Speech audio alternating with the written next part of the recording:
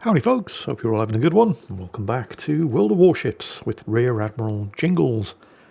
Today we have a Tier 11 domination battle here on the Faroe Islands map, starring Explosion 502 in the British Tier 9 light cruiser HMS Neptune. An Explosion here is a far, far braver hero than any of us deserve, for reasons which some of you may have already noticed, because not only is he in the squishiest of Tier 9 light cruisers in a Tier 11 battle, he's doing it without smoke. For this is the rarest of beasts, even rarer than a radar Minotaur. This is a radar Neptune.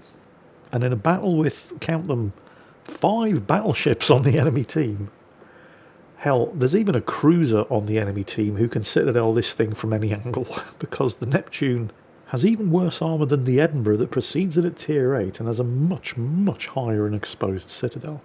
Oh, check that out. Where is he? Friendly destroyer. There, the Hayate. He's actually... This is me taking control of the camera here. The Hayate over there just offered the use of his smoke. And I don't think Explosion saw it or noticed, because he doesn't respond. But, yeah, good teammate. Anyway, back to the many, many weaknesses of HMS Neptune. Not only does it have weaker armour than the Edinburgh at Tier 8, not only... Oh, this is new as well. How long has that been in the game? And I've only just noticed the chat settings. But yes. Not only does it have a higher and more exposed citadel, but it's also... I mean, none of the British light cruisers are sluggish. You know, they all turn and accelerate and decelerate quickly. But in that regard, the Neptune is also a step down from the Edinburgh, although it does retain the Edinburgh's specialised repair party, so, you know, it's not all bad news. But the Neptune is weaker armoured, has a more vulnerable citadel, and is less capable of dodging incoming fire than the ship that preceded it at Tier 8. But hey, at least you always have a smoke screen, right? Well, not today, no. I mean, technically he does. The Hayate's just dropped one for him. But the only thing that's going to do, there it is force the enemy Jacksonville on the other side of the mountain to trigger its radar. And radar doesn't care about no smokescreen. And for some reason, I guess he just likes living dangerously, Explosion here just likes using radar instead of smoke on his British light cruisers. He uses radar on the Neptune, he used radar on the Edinburgh, and he also uses radar on his Minotaur. I guess he's just crazy. That or extremely cautious. I'm going to go with extremely cautious, for reasons which will become apparent. I mean, he's pushed up.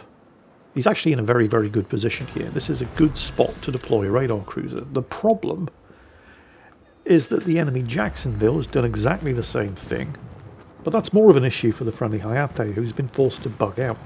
Explosion is nice and safe, tucked up behind this island. Except, did I mention there's an aircraft carrier in play? No, yeah. Well, it'll be fine.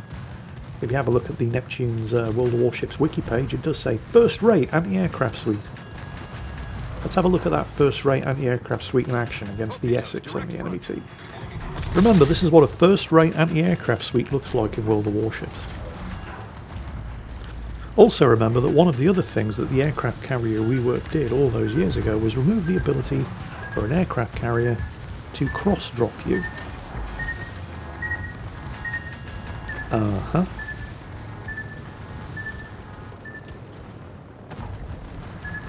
Right, so that first-rate anti-aircraft suite just shot down one aircraft. Imagine how much worse it could have been if he'd had a bad anti-aircraft suite.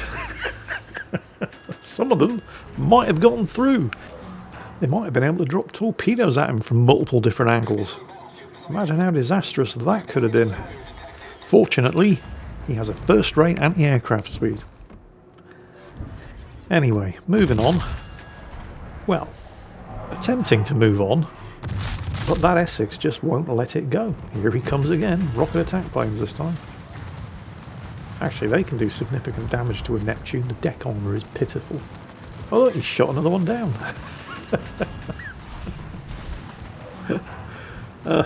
I mean, you can't really blame the Essex. This is probably actually the best use of its available resources because nobody else is in a position to root out the radar cruiser hiding behind the island, keeps lighting up the Jacksonville and the Kitakazi and so on and so on. So, I mean, you know, the Essex is doing the right thing. Speaking of radar cruisers lurking behind islands, yeah, I was waiting for that to happen. The Hayate has just killed himself. He's trying to sneak up around that cluster of enemy ships. But one, I don't think his stealth was good enough to be able to sneak past without being spotted anyway. And two, there's a Jacksonville there, and it's a radar cruiser. And, well, yeah, basically the Hayate has just doomed himself. There was no way he was ever going to make it through. And now they're all shooting at him. So, yeah, I think this is first blood to the enemy team. Explosion trying to take advantage of the fact that they're all busy kicking the Hayate to death, and there he goes. Yeah, first blood to the enemy team. He's able to get a few more shots off. He is playing this cautiously though, because, I mean, there are some seriously big guns on the other side of this island. Because he doesn't want to get spotted, he's tucked in close enough to the island that he can only really fire with the two front turrets. But I mean, you know, these are good guns. These are not quite, but almost the guns that you get on the Minotaur. They're pretty spicy. But you just do not want to get shot at in return by anything. There's even one of the cruisers on the enemy team that has the Azuma, which got absolutely spanked earlier on when Explosion was first being attacked by the Essex's torpedo attack planes. I don't know if you saw it. The Azuma got citadel to within an inch of its life, but nobody on the team was able to capitalise on it. Speaking of the team, have a look at that mini-map, and yes, the team have just lost to Hanover, to the Azuma that nobody was able to finish off. But look at all of that, and then look at the mini-map, and look at the positions of the rest of Explosion's team. They're all running down to this corner of the map, and they've given up the entire map to the enemy team, with the exception of this corner. Now, Explosion's been here contesting this cap. He is the only reason the enemy team haven't already taken Cap Circle Charlie. But with the exception of the friendly Forrest Sherman up there to the northwest, who appears to be the new target of the enemy Essex's affections, that's going to be fun for him. The entire rest of the team is all down here in this southeastern quarter of the map. They're just begging to be rounded up and crossfired. And I don't think the Sherman, based on the way he's heading and the speed that he's moving, is going to want to hang up there alone either. So unless this team wants to sit here with no cap circles getting crossfired into oblivion, somebody's going to have to step up, and let's not expect it to be a light cruiser. Enter stage right, the Christopher Columbus, Italian battleship, high-speed smoke. He's making a move. The team have just pulled 2 kills back, by the way, so it's not all completely horrible. I mean, looking at the team's positioning, it kind of is. But they do need to back up and support that Christopher Columbus. The issue is the amount of battleship caliber guns around this corner, which Explosion is not keen on facing. Then the Columbus takes out the Jacksonville. Now that's fantastic news. I mean, it's not bad news, but it would only really be fantastic news if the Forrest Sherman was down here in order to take advantage of it. But, well, you know, wish in one hand, shit in the other, see which one fills up first. Oh, look, here comes the enemy carrier again. Yay! Amazingly, the Christopher Columbus isn't actually dead, which is very surprising given the number of high-caliber guns shooting back at him. Although not all of them are shooting back at him, because the Azuma, you know, the one that got spanked within an inch of its life very early on in the battle, but nobody was able to finish off, and then it went on to take out a Hanover. It just sank a Kremlin too. The good news, however, is that, well, thanks to 3 factors: Explosion's persistence, the threat that he poses with his radar, and the Columbus taking out the Jacksonville, the enemy Shimakaze has been persuaded to go elsewhere, and that has allowed Explosion to actually take the cap circle down here at Charlie. I mean, I'm speculating. I'm certain that these were factors. It's possible that the Shimakaze just saw that huge cluster of friendly battleships slightly to the west and thought, you know, I'd like to get some torpedoes into them. But either way, I'm pretty sure the radar threat posed by Explosion was at least a factor. Oh, look. Here comes the carrier again. Don't worry. Our first-rate anti-aircraft defences will see them off. Or perhaps not. This was one of those battles, by the way, that had an exciting start. And then things settled down. And as I was watching the replay, it was more or less about this point where I was thinking, well, there's not an awful lot happening right now. I mean, there's a lot happening, there's just not a lot happening from the perspective of the player. And so it was at about this point in the proceedings when I was thinking to myself, yeah, this is Mingles with Jingles background footage. This isn't worthy of its own video. There's just nothing happening for too long. This isn't a World of Warships video, this is just good background footage for something else. And just as I was starting to think that, that's when things went into maximum overdrive. Explosion didn't suddenly gain a whole bunch of armour and manoeuvrability, his citadel didn't suddenly become much less vulnerable. He's still in the same light cruiser that explodes if anybody so much as looks at it funny. But he has come to the conclusion that if he's going to rely on the rest of his team, who are all still clustered around the same bottom corner of the map that they have been for the last 5 minutes to get off their arses and do something, they're going to lose. The Christopher Columbus can't carry this team by itself. Somebody needs to step up, put their man pants on and do something. So this is the point in the video where if I could get away with it without being copyright struck, the Doom music would start playing. Oh, Irresistible took a shot at him. I mean, you know, it was high explosive, so it could have been, well, it could have been armor piercing. Wouldn't have made any difference. It missed anyway. But don't discount the amount of damage that high caliber, high explosive can do to a Neptune. Seriously, the armor on this thing is so bad you can actually get citadeled by large caliber, high explosive if it hits you in the right spot. Now, he is charging forward. He's just not being stupid about it. He is still moving from cover to cover. He's got the radar up, it's spotted the Shimakaze, which means there are going to be torpedoes coming. I mean, the Hydro's ready, but obvious torpedoes are kind of obvious. He's got the island in the way, so he doesn't need to worry about Shimakaze torpedoes.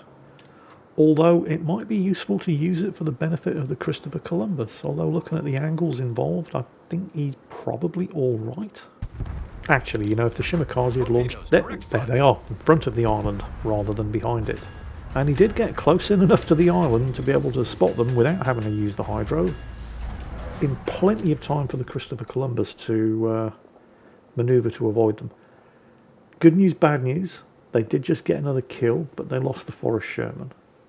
They're still about 150 points behind, even though they've sneaked ahead on kills, but the enemy team still have 2 cap circles, and there's absolutely nobody, seriously, look at that minimap, nobody whatsoever doing anything to threaten even the central cap circle. Well, somebody's got to do something.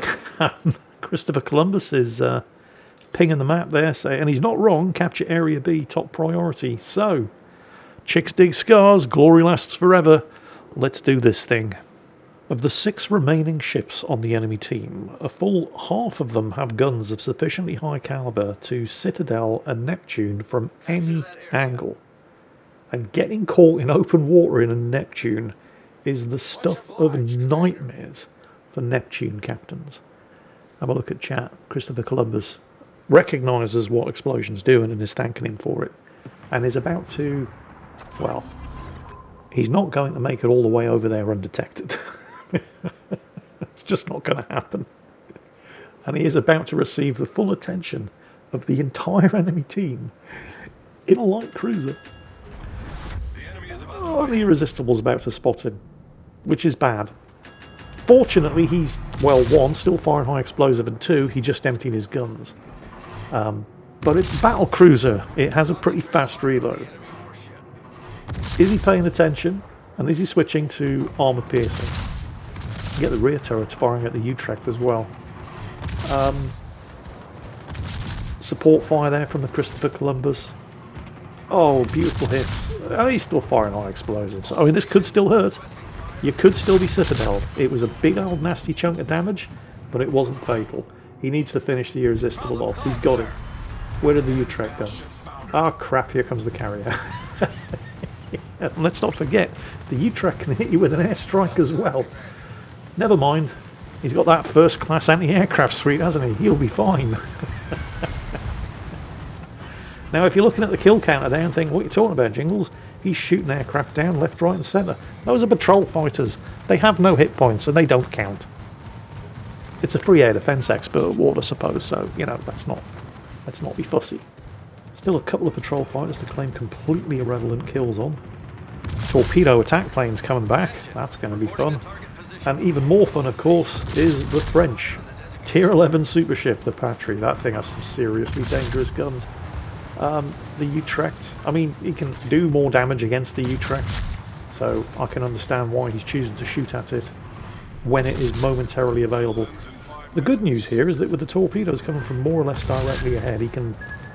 I mean, you can't really angle against the Patrie's guns in this thing, but you can make yourself a smaller target. Oh shit, here they come. Close your eyes and think of England. Oh, that well, it wasn't good. But it could have been a lot worse. Now get that French bastard. Yes! Under constant air attack there, by the way, during which he shot down with his first-rate air defences 0 aircraft that actually mattered. Plenty of consolation prizes though, because that's basically what patrol fighters are. While all of this is going on, oh look, here they come again. While all of this is going on, if you've been paying attention to chat, with Christopher Columbus, because, I mean, you know, he's not stupid, he can see where the enemy team are focusing their attacks, he can see the threat that Explosion is posing. I mean, he's in the cap, he's flipping it. So he's there in chat, provide cover for the Neptune, protect the Neptune. And the Columbus is doing his best, but I think his demands are largely falling on deaf ears here. I mean, it would be nice if there was a carrier on the team that could provide some form of air cover. Yeah, like I said, wish in one hand, shit in the other, see which one fills up first. But he's done it. He's taken the cap. They're still behind. The scores are reversed, by the way, despite there now being only 4 remaining enemies. Because the enemy team had the only cap circles for so long, they're still way more than 100 points ahead. And there's only 3.5 minutes of this battle left. So, well, Explosion, I guess your work is not yet done. You know what? The friendly carrier is actually on 2 kills. He's been doing okay. So, I mean, some air cover would have been nice, but Explosion's not dead yet. He's still in the fight. There goes the radar. Very nasty surprise for the enemy Utrecht. More patrol fighters dead. Thank you for the free consolation prize, the Air Defence Expert Medal. This looks like it's going to be a kill. It certainly should be. Unless... yeah, the Yamato got him. Don't begrudge it. Kill's a kill. What matters is that enemy ships die. Doesn't really matter who gets them. Now, you fucker.